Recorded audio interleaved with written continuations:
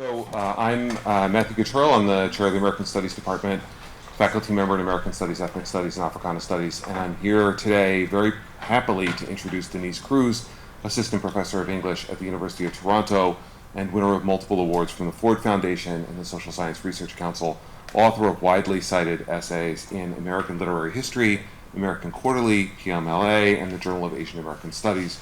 So in short, a superstar. Thank you, Ralph.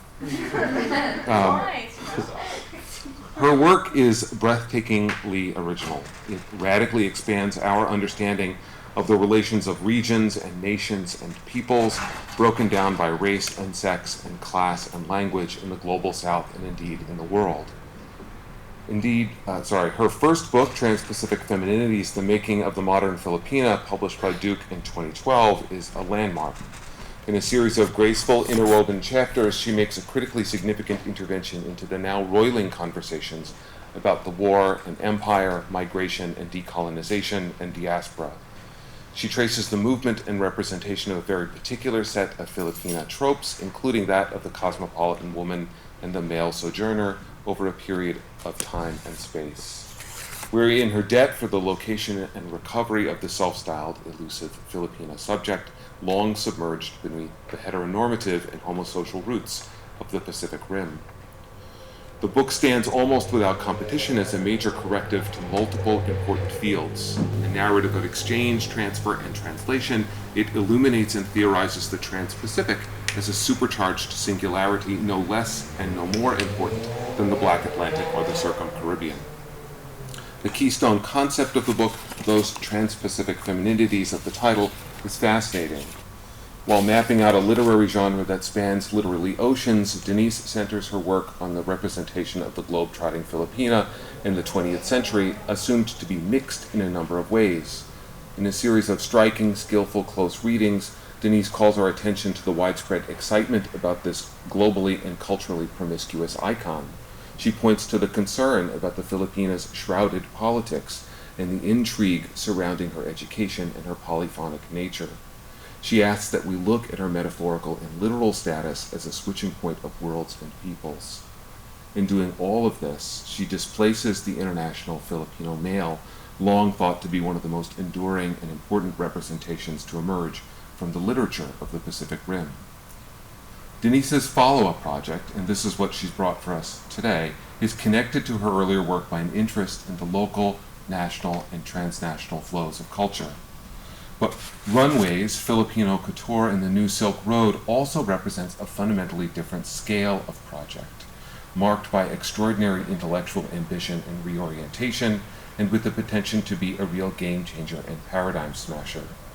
We have fashion designers, models, and partisan activists, an interrogation of the roots of global South capital, a project dripped in color and celebrity and elitism and clashing cultures, all staged literally and metaphorically within and upon the same context as the Filipina laboring diaspora, all caught up in a web of race and region, gender and sexuality, nation and state. I cannot think of a more energetic, exciting, and potentially revolutionary research project. The network... Did you just laugh? The network or singularity... We're very informal here in American Studies.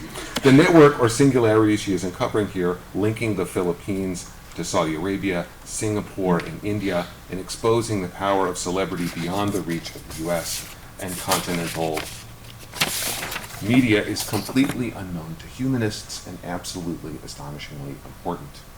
I want to call your attention as a group to the research seminar she's hosting tomorrow from 10 to 11 over at Dyer House in the main conference room. That's at the corner of Hope and Power, 150 Power Street more specifically. The title of her talk today is On the Runway, Global Fashion and Filipino Nationalism in the Postwar Moment. Please join me in welcoming Denise Cruz to Brown.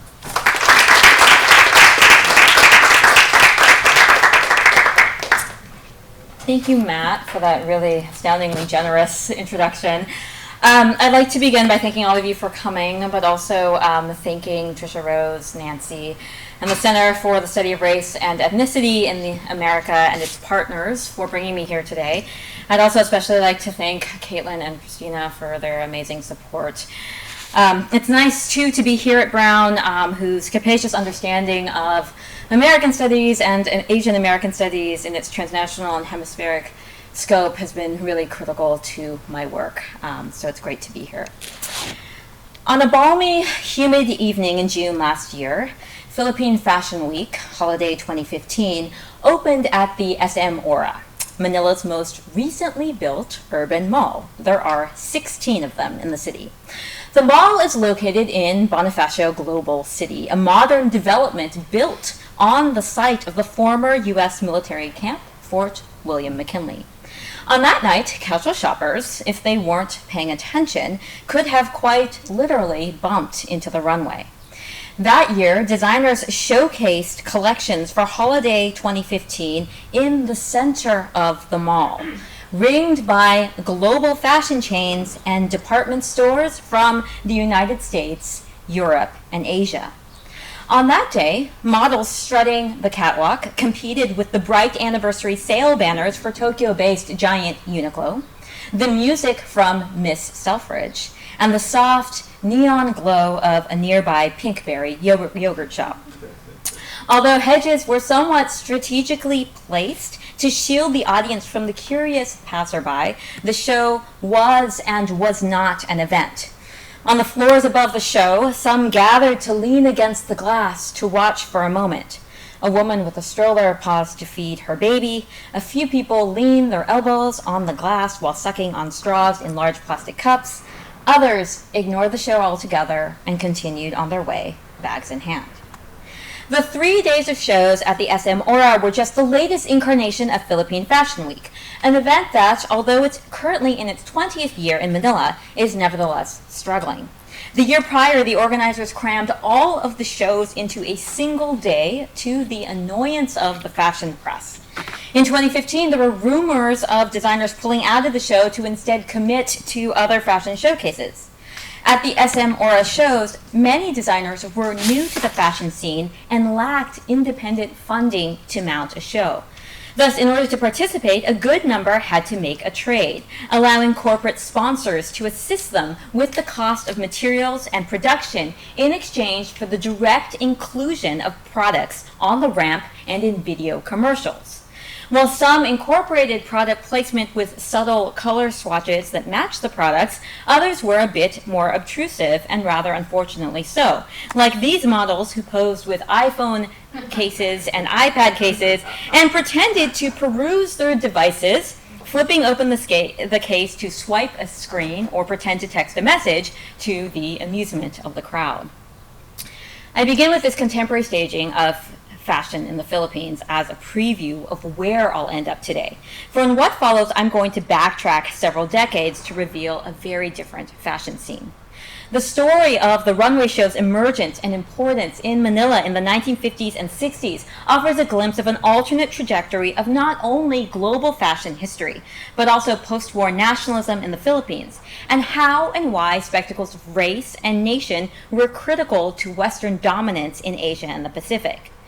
The history of the runway show disrupts a plot in which Asia and the Pacific, and especially the Philippines, are read constantly in terms of the relationship to U.S. dominance, as grappling with the legacy of U.S. occupation or neocolonialism. It's also a history that questions our current vision of the Philippines, now known primarily as providers of labor for the United States and the global North. I'll start by tracing patterns in print media that followed Manila's fashion industry in the post-war moment. In doing so, I'm drawing out just a few threads from a larger swath of material, roughly 2,500 articles across 3 different newspapers and 2 women's magazines over the course of a 20-year period. Society pages, women's columns, fashion sections, and eventually full-color spreads reveal fashion as a key cultural site in which Filipinos and Filipinas were making sense of their identity as a newly independent republic after World War II, one with fraught ties to the United States, yet with a unique position in the Asia-Pacific. After these introductory notes, I'll turn to the span of a few years in the 1960s, which I'll use to analyze how through the runway show, a small yet tremendously influential group of women and queer men imagined forms of national identity and community via the spectacle of dress. Fashion shows have built upon other forms of Philippine large-scale gendered performance studied by scholars such as Lucy May San Pablo Burns, Martin Manalansan, Reynaldo Eleto, Fenella Canel, and Doreen Fernandez. Their work has documented and analyzed a long history of a love for what in Tagalog Filipinos call palabas, or show, manifested in events that ranged from the festival and carnival to the beauty pageant to religious-themed processions and parades. Fernandez theorizes palabas as, quote, performance, show, and entertainment, and fun that is people-based and community-oriented. Within such formulations, notes Lucy May San Pablo Burns, palabas, quote, provides a vernacular and material contrast to colonial understandings of performance as exotic cultural practices produced by colonized bodies for consumption by the colonizer. Thus, while the rapid efflorescence of the fashion industry certainly was influenced by important developments in fashion in Paris, New York, and London, fashion shows and their importance in Manila took their own distinct form. The emergence of the modern runway show is also connected to a broader international scene in which Cold War-era performances of the Asia-Pacific, from musicals like South Pacific and The King and I to performing dance troupes, were pivotal to what Christina Klein has called forms of sentimental integration during the Cold War. The fantastic display of seamless and easy exchange between the West and the East, the global North and the South that countered violence of continued expansion into Asia and the Pacific. As Theo Gonzalez notes, citing declassified documents from the National Security Council, quote, American propagandists express the strategic situation in sartorial terms. Quote, the United States must present American ideas dressed in Asian clothes, coming from Asian mouths, if we are to succeed. U.S. policymakers found that clothing in the Philippines, end quote. But these sartorial terms were more than metaphor. The Manila Fashion Show serves as a metonym for the larger ways in which the business of fashion in the Philippines, while connected to the global North, also developed in ways that have important structural differences. If I were to ask you to imagine the runway show, you would most likely conjure an image of a long white catwalk, upbeat and loud music, affectless models sauntering down the ramp. While many of the top fashion houses and their designers, Lagerfeld for Chanel, McQueen or Galliano for Dior, have now become notable for their elaborate performances and astounding budgets. Above and beyond, the fashion show is ultimately what Kaplan and Stowell called the theatricalization of fashion marketing. The fashion show in global North terms is essential to the business of fashion. The catwalk today in Paris, New York, London, or Milan is an opportunity for a designer to display a preview of elements that will also shape her or his seasonal ready-to-wear collection. In contrast, Fashion Week in the Philippines has quite a different purpose. Or to be more precise, Fashion Week in the Philippines has no clear purpose. Designers I have interviewed describe the fashion show in the Philippines as similar to a recital. The runway show in the Philippines is not directly tied to the creation of ready-to-wear collections because, other than a few small exceptions, there is no dominant, locally produced ready-to-wear industry in the Philippines. Instead, local designers operate in competition with global brands like Uniqlo, Forever 21, and H&M. In Manila alone, there are hundreds of working designers. According to a fashion directory run by Preview, one of the leading fashion magazines in the area, there are about 350. These designers operate on a far different scale than what North American and European consumers are used to. For the dominant mode of designer-led production in the city is not ready-to-wear, but rather bespoke, or what they call pagawa in Manila, made-to-order clothing designed in consultation with a client and executed in-house. The main clientele for this type of clothing is twofold: the elite women who participate in social, political, and public events, and the wedding industry, what designers call their bread and butter. Many of them use the term couture to describe their work, but it's important to note that unlike Parisian fashion, in which the terms haute couture and couture are rigorously maintained and policed by the Chambre syndicale de la haute couture and the Chambre syndicale du prêt-à-porter, Manila's design word operates under a different set of codes, norms, and hierarchies. The lack of industry regulation. No formal government sponsorship. and the absence of a local commercial textile industry has meant that in many ways contemporary fashion in the Philippines still functions similarly to the business as it was in the 1950s and 60s. Manila's fashion system coalesced in the decades after the war, and it's connected to the broader fabrication of post-war Philippine nationalism. In 1945, the United States government recognized the Philippine Republic, accompanied by a case of historical amnesia that effectively negated the almost half-century of occupation in favor of a plot of liberation of the islands from Japanese empire. The Philippines were held up as an example of democratic success that was pivotal to U.S. interests in the Asia-Pacific region, and not only because of the long-standing U.S. military presence in the islands. As the Philippines finally emerged from both U.S. and Japanese rule, the new republic negotiated Cold War geopolitics in Asia alongside the need to craft national identity from disparate regional cultures. Although the Philippines was heavily damaged after the war, in comparison to other countries in Asia, Manila looked to have a prosperous future, and city leaders initially hoped to capitalize on their long-standing ties to the West. Eventually, the Philippines sought to promote local over foreign interests, and the post-war period saw a dramatic shift in Philippine involvement in the local economy. What was formally referred to as a process of Philippinization eventually crystallized by the Filipino First policy championed by President Carlos Garcia in his 1961 State of the Union address. Thus, and here I quote Gonzalez, quote, members of families whose main economic interests during the Spanish and U.S. periods had been in sugar would in the years after World War II take up holdings in auto plants, import-export business, financing, transportation, or factory ownership, including increased attention paid to the culture industries like film and television. The concentration of the power of the growing and diversifying urban elites was without question in Manila, where members of the community known as the Manila 400 reconsolidated their power and participated in a vibrant social scene. But crafting a national identity was further complicated by the fact that the Philippines is an archipelago, for the islands had disparate ethno-linguistic and regional cultures and maintain them to this day. The display of Filipino fashion thus wove together two concerns. On one hand, the assertion of national identity in the midst of international relations with Asia and the U.S., and on the other hand, the need to knit disparate regional countries in the islands together. The national spectacle of fashion was pivotal to the enterprise of Philippinization, and it's no surprise that almost immediately after the war, by the late 1940s, the runway had already become a social event, significant enough to garner attention in the press.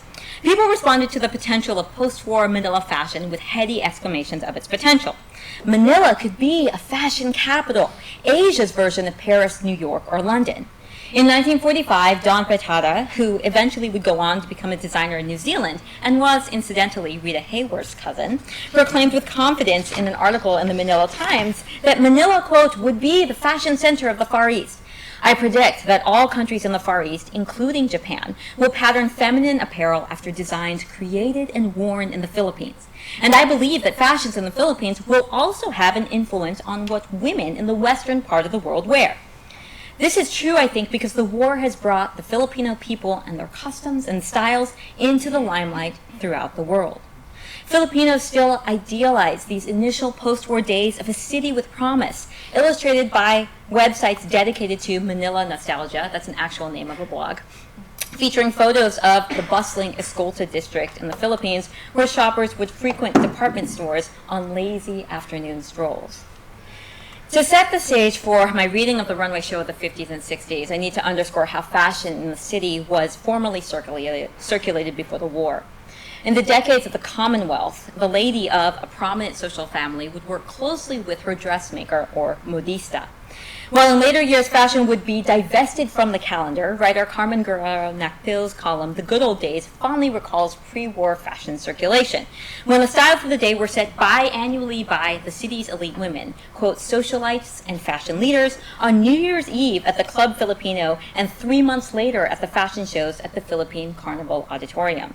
Fashion magazines from Paris and Madrid, an occasional delineator or Vogue, butterick patterns, and ingenious inventions of the corner modista or costurera, two terms that mean dressmaker, filled in some gaps occasionally, but the final unimpeachable decrees of Dame Fashion were always made known and accepted unconditionally at the Club Filipino and the Carnival Auditorium, end quote. By the 1940s, the emphasis shifted from the lady of the house to a shared responsibility between the woman wearing the dress and the designer who created the clothing for her. The 1940s and 50s saw the emergence of the term couturier and designer in the press. Because fashion in Manila centered on a system of patronage, elite clients and their daughters working with designers, initially the fashion show was a carryover from this moment, as prominent women in the city served as models, socialites, wealthy women, the wives of foreign diplomats and politicians, and eventually Filipina movie stars. After the war, the fashion show took a significant turn when prominent women in Manila began to work with charities and designers to stage large-scale ticketed events. These events began almost immediately after the war, but they steadily gained momentum through the 50s and the 60s. In 1952, the Sunday Times magazine observed, quote, "Most popular, if overused, of attractions in this day of benefits is the fashion show. An attractive, well-dressed model bathed in a flood of powerful clay and spotlights as she parades around a lovely gown, and the equally lovely charms in it, always gets applause." Fashion shows in Manila were suddenly everywhere. The city, according to another critic in August 1958, was stricken, quote, "not only with the flu, but with a rash of fashion shows, brought about by the Parisian virus of changing shapes. These shows have already broken out." And the writer cites department stores, the Manila Hotel, Quezon City mansions, and restaurants, as well as a large auditorium. In November of 1958, the Daily Mirror similarly recognized, quote, "There's always one reason or another to stage a fashion show. Thus, there seems to always be one being held or about to be held." By 1960, the Manila Times declared that the fashion show, quote, "may well have disposed basketball as the nation's #1 diversion." While shows in Paris and New York centered on the exclusive salon format or the department store show, and while these formats existed in the Philippines, the most popular shows in Manila drew upon the history of Filipino carnival and festival and a love for palabas, spectacle, and showmanship. In 1956, for example, the show Fashion Impressions at the Manila Hotel, and this slide is a sketch that accompanied a newspaper article that showed the layout of the show, included, quote, "mood-setting screens depicting the peculiar art and tempo of various countries from which, as the show means to prove, Philippine fashions have derived some influence at one time or another. Ingenious lighting effects to heighten the dramatic illusion of the show, and stereophonic sounds set up by a corps of imaginative technicians." Manila's fashion shows included elaborate staging, musical acts, often a meal, prizes, and in some cases were incredibly long, like the event covered by Woman in the Home in 1959, a, quote, "immensely successful 4-hour-long fashion show. The affair had the air of a Cecil B. DeMille opus, sans the aid of widescreen. Guests were dizzied and goggle-eyed watching the infinitesimal parade of pretty girls in pretty dresses, and everyone said that pesos $10 per head were more than recovered by the mammoth display." Not everyone was convinced of the fashion show's success. Recognizing that, quote, "fashion shows are not old with us," one critic scoffed at the amateur's nature of local models. Quote, "They come on stage, walk teeteringly to the center, and make a sharp and fast turnabout, and all the while you think they might slip and just flop down unceremoniously on the floor. There are those who just whisk by like they were trying to catch the last bus. Others can't help but mince steps because the gowns have been cut fashionably tight. There is one with something like the sailor's gait, another with bow legs who has to come out in something down to the knees."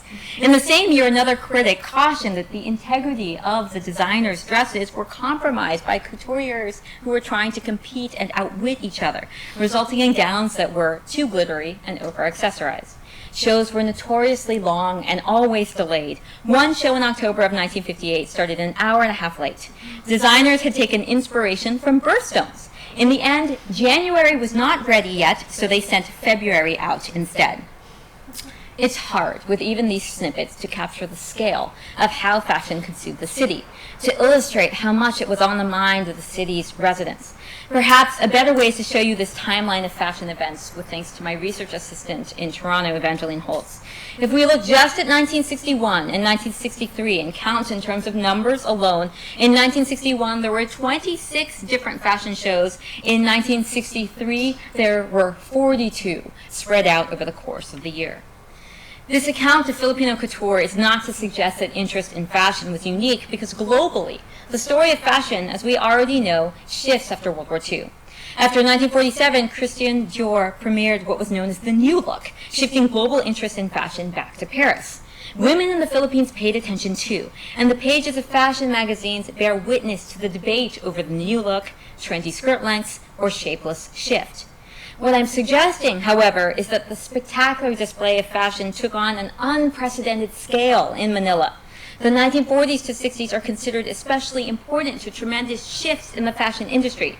But in global north terms, this boom is associated with the development of ready-to-wear, mass production, and the rivalry among the fashion centers of Paris, New York, and London.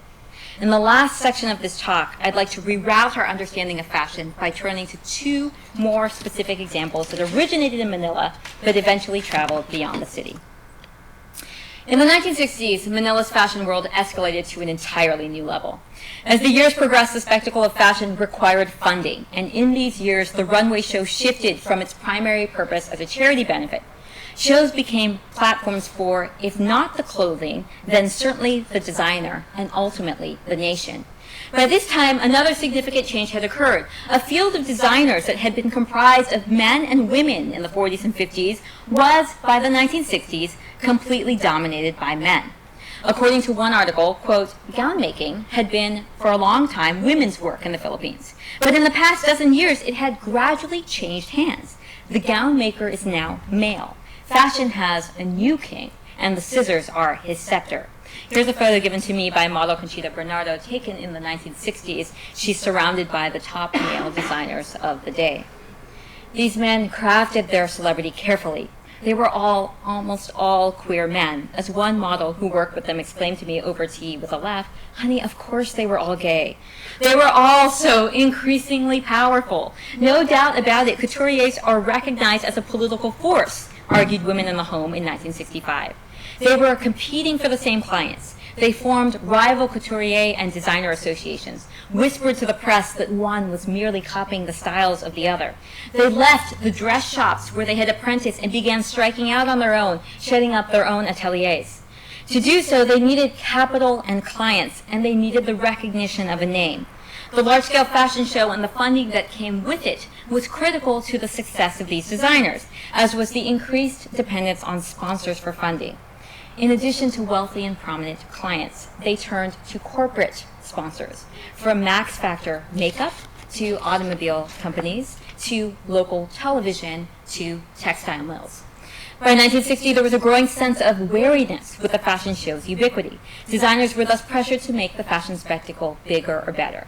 Quote, in this fashion-conscious city of ours, noted Women in the Home in July 1960, where fashion shows are a dime a dozen, it takes a lot of guts, ingenuity, and imagination, not to mention money and patience, to put up such a show, seeing as how the people are tired of this kind of palabas.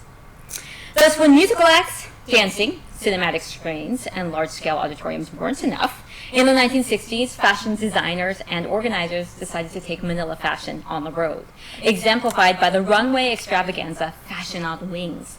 A fashion spectacle that was the first of its kind in the Philippines in terms of size, scale, and geographic reach. Fashion on Wings was a showcase of 8 Filipino designers and 8 models who displayed 64 different locally designed creations in 10 cities over 10 nights. Models and designers were flown from Manila to cities on other islands. So here's a map of where they went, including Cebu, Davao, Iloilo, Zamboanga, before returning to the island of Luzon, where Manila is, for final shows. This traveling runway show in the 60s was without question a spectacle of nationalism, for it drew together different regional identities of the archipelago to Philippinize the islands through dress. In April of 1960, the first whispers of Fashion on Wings began to appear in Manila's newspapers and periodicals. The show was part of a celebration of the anniversary of the weekly women's magazine. The media rollout began in April, and articles appeared regularly until the show's premiere in early May. Readers were informed of the progress of ticket sales, the addition of models, the performance of Neil Sedaka, who only a few months later would have Breaking Up Is Hard to Do hit #1 in the U.S. The media pump for the show emphasized its landmark status as a national event. It was, quote, the first time a fashion show will be held on a truly national scale in this country. Philippine Airlines, the national air carrier, signed on early to transport the models and couturiers to each site. Among the models were the usual suspects, such as Conchita Bernardo Sevilla, who had appeared regularly in fashion shows in years prior, and some newcomers, such as beauty queen and secretary Encarnita Abiera, a, quote, working girl by day and a fashion model on occasions, who used her vacation time to travel until her supervisor at the bank gave her leave to fly. The 8 couturiers who were chosen for the event had already made a name for themselves in Manila. 2, Pitoy Moreno and Ben Perales, remain revered names in the industry and were nominated for National Artist Awards.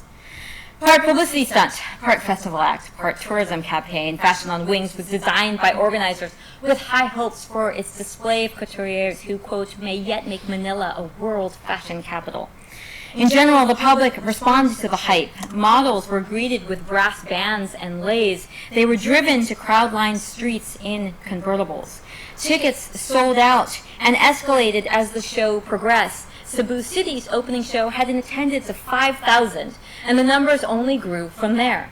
Fashion on Wings was such a large event that the installments were held in auditoriums and university gymnasiums. Runways were assembled on basketball courts. You can see the hoop behind her.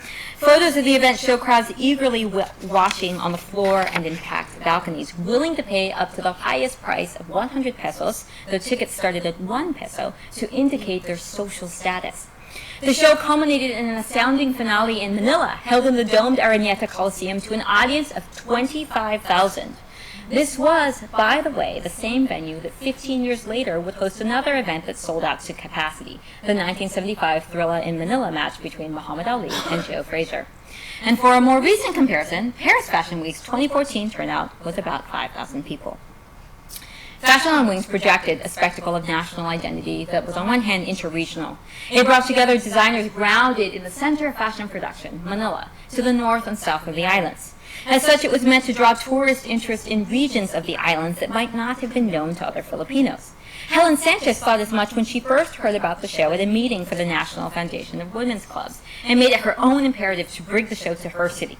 Quote, few enough people, she realized, knew about Butuan. Where in the world was Butuan? Was a remark she often heard, sometimes said in jest, not seldom in genuine ignorance. The coming of a plane load of models, couturiers, and clothes winging in from other parts to stage a fashion show should help step up matters a little. In crafting this interregional and national identity, it's important to note that Fashion on Wings and its display of nationalism, dress, and the body proffered a spectacle that was cosmopolitan, international in current. Though the designer's theme was floral and specific to the Philippines, as inspirations they chose one of 8 flowers that were, quote, most showy and distinctive among the Philippine countryside, they each also designed clothing that modern Filipina women would wear. The clothing was emphasized in the coverage for its design potential, the cut of a dress, how a fabric was draped, the originality of the design itself. After the tremendous success of Fashion on Wings, designers in the Philippines began to look at the fashion industry with new eyes. Fashion shows were an opportunity to promote the nation not just at home, but also abroad.